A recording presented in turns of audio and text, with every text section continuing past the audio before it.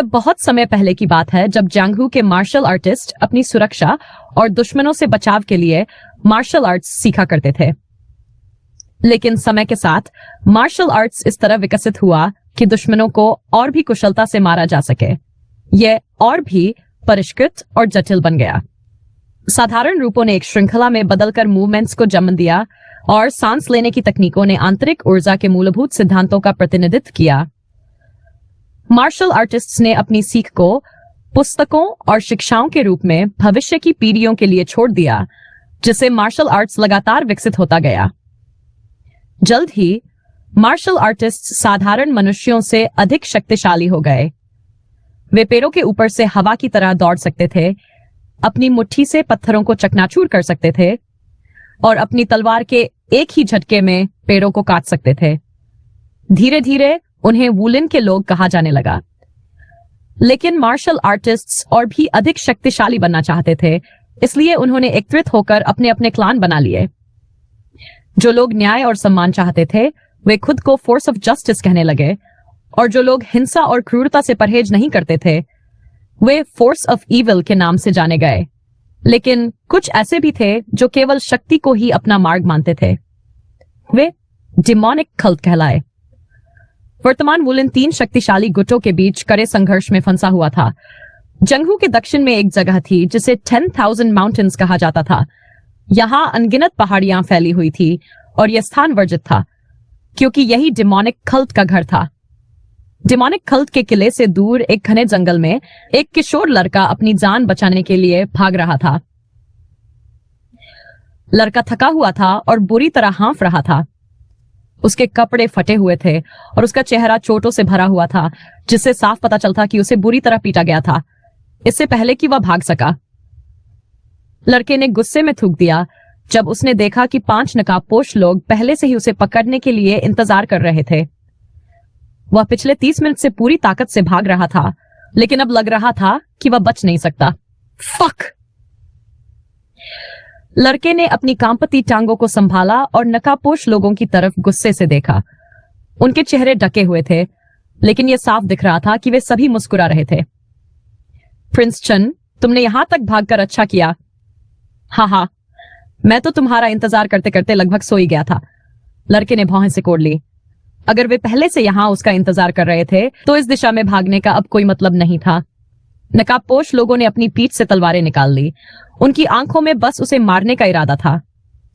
अब क्या करूं? वे उसकी जान के पीछे पड़े थे। ऐसा नहीं लग रहा था कि उनसे बात करके कुछ हासिल किया जा सकता है।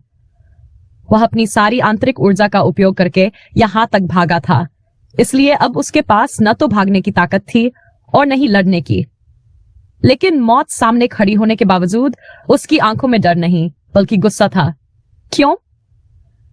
लड़के ने गहरी सांस लेते हुए पूछा।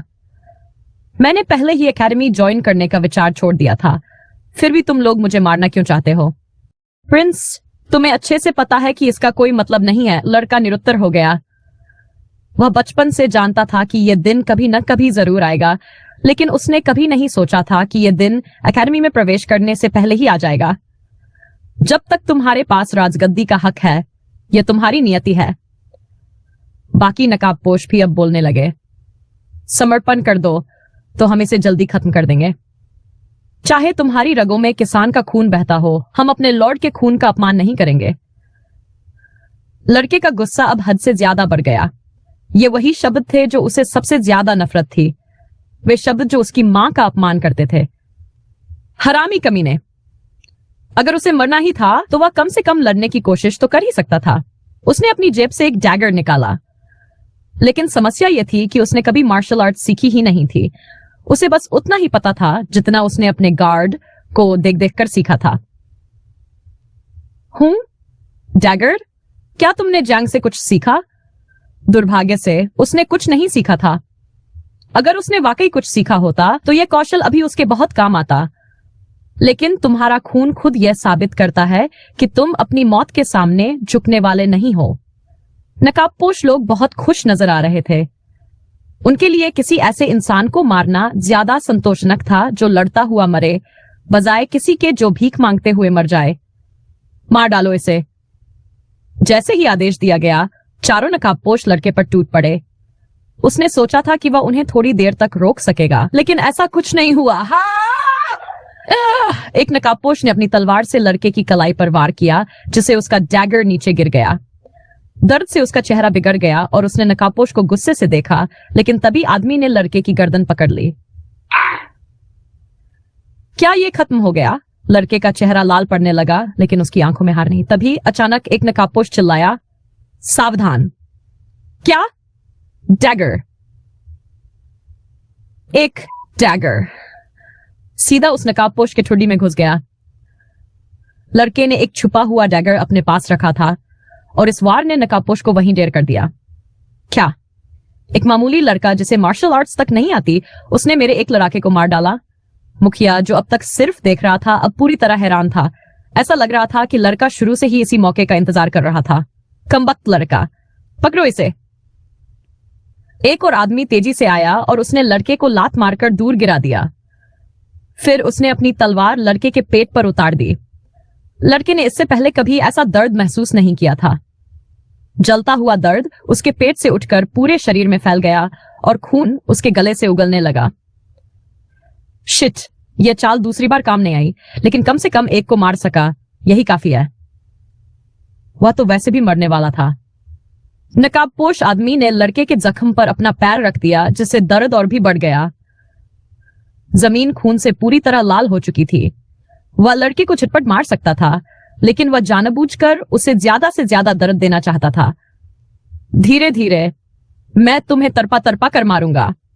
मुखिया को यह सब पसंद नहीं आ रहा था, लेकिन वह उसे रोक नहीं सकता था क्योंकि उसके साथी की मौत का बदला था। तभी अचानक एक चमकदार रोशनी आई, मानो आसमान से बिजली गिरी हो। जैसे ही रोशनी खत्म हुई, नकाबपोशों की आंखें हैरानी से फटी रह गई। व्हाट? खून का फव्वारा ऊपर की ओर उछला। वह नकाबपोश जो लड़के को कुचल रहा था, उसका ऊपरी शरीर पूरी तरह गायब हो गया था। व्हाट? लड़का भी दंग रह गया। अगर वह गलत नहीं था, तो एक सफेद रोशनी की धार ने उस आदमी को झुलसा दिया था और उसका शरीर पिघल चुका था। वो रहा। मुखिया ने चौंकते हुए एक दिशा की ओर इशारा किया। वहां एक अजीब कपड़ों में लिपटा आदमी खड़ा था, लेकिन अगले ही पल वह आदमी अचानक गायब हो गया। यह कोई मूवमेंट स्किल नहीं थी। ऐसा लग रहा था जैसे वह पूरी तरह अदृश्य हो गया हो। फिर एक और सफेद किरण ने एक और नकाबपोश को भस्म कर दिया। अब सिर्फ मुखिया और एक नकाबपोश ही बचे थे। कोई इसकी मदद कर रहा है। सफेद रोशनी, क्या यह कोई बीम है? अगर यह कोई एनर्जी बीम नहीं था जिसे केवल उच्च स्तर के योद्धा ही उपयोग कर सकते थे, तो ऐसा कोई हथियार नहीं था जो इंसान को एक झटके में भाप बना सके। लड़का पहले ही बहुत सारा खून बहा चुका था। उसे मरना ही था। हमने जो करना था वो कर दिया। हमें पीछे हट जाना चाहिए। मुखिया ने अपने साथी को संकेत देने की कोशिश की कि वे भाग जाएं, लेकिन उसी पल वह भी बिजली की चमक से जलकर भस्म हो गया। लड़के ने भौहें चराई, लेकिन उसके पास अब बोलने की ताकत नहीं बची थी। उसका शरीर ठंडा पड़ने लगा था। उसने बहुत ज्यादा खून बहा दिया था। तभी उसने अचानक एक अजीब बीपिंग साउंड सुनी। उसने चौंक कर देखा। वह आदमी जो चांदी जैसे चमकदार कपड़े पहने हुए था, उसकी कलाई पर कुछ था। मैं पहले आकर तुम्हें इसे इस्तेमाल करना सिखाना चाहता था, लेकिन खैर, अब क्या किया जा सकता है। आदमी ने अपने छोटे से बैग से 2 चीजें निकाली। एक सिरिंज थी। लड़का मौत के करीब था। मुझे जल्दी करनी होगी। आदमी ने बिना देरी किए एज को लड़के के कान के पीछे लगा दिया। फिर उसने एक और सिरिंज निकाली और उसे सीधा लड़के के दिल में उतार दिया। उफ, इसे देखकर ही दर्द हो रहा है। खैर, ए मेरे पूर्वज, आदमी ने लड़के को संबोधित किया। कृपया इस बार सब कुछ सही करना और अपने वंशजों की जिंदगी आसान बना देना, ठीक है? यह नैनो मशीन सबसे नई तकनीक वाली है, इसलिए इसे इस्तेमाल करना मुश्किल नहीं होगा। ये आदमी क्या कह रहा है? और इसके साथ ही वह आदमी गायब हो गया। लड़के ने एक अजीब सी आवाज अपने कानों में सुनी। Serial number 453589, 7th generation nano machine of the sky corporation activate हो रही है। उपयोगकर्ता के शारीरिक डेटा की स्कैनिंग शुरू। उसके कानों में यह अजीब से शब्द गूंजने लगे और तभी उसके शरीर से हल्की रोशनी निकलने लगी। उसे ऐसा महसूस हुआ मानो हजारों चींटियां उसके शरीर पर दौड़ रही हों। फिर वही आवाज दोबारा गूंजी। स्कैनिंग पूरी हो चुकी है। आपातकाल आपातकाल उपयोगकर्ता के पेट पर गंभीर घाव मिला है। रक्त की कमी 13% पर पहुंच चुकी है। जीवन रक्षा के लिए रक्त संचार और उपचार शुरू किया जा रहा है और फिर लड़के का शरीर बदलने लगा। यहीं से उसकी जिंदगी का टर्निंग पॉइंट शुरू हुआ। तो दोस्तों, आज की कहानी यहीं पर समाप्त होती है, लेकिन असली रोमांच तो अभी बाकी है। अगर आप जानना चाहते हैं कि आगे क्या होने वाला है, तो इस वीडियो को लाइक करें, चैनल को सब्सक्राइब करें और कमेंट में जरूर बताएं कि आपको यह एपिसोड कैसा लगा। अगले पार्ट में मिलते हैं एक नई कहानी के मोड के साथ। धन्यवाद।